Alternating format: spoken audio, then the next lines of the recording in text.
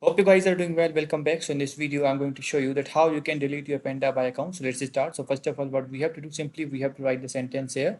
We have to write the query here. And after writing this, simply we have to press the enter. And after pressing the enter, as you can see, we have to scroll down. And after scrolling down, you will get the delete account option. So we have to click on this. In this link, you will be able to get the all solution here that how you can change your how you can delete your Pandabuy account.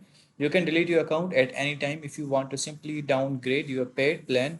We recommend switching to the free plan instead to keep your data. So as you can see, they have provided all the steps. If these steps are not working, you can also follow these screenshots as well. They have provided the screenshots that how you can delete your account. So first step is go to your dashboard, and the second step is in the top left menu, select the account section, and the third step is go to journal and scroll down to danger zone, and the fourth one is click the delete account button, and the fifth one is type delete to confirm, and your account will be deleted. So I hope you guys understand this video that how you can do this. So see you guys in the next video.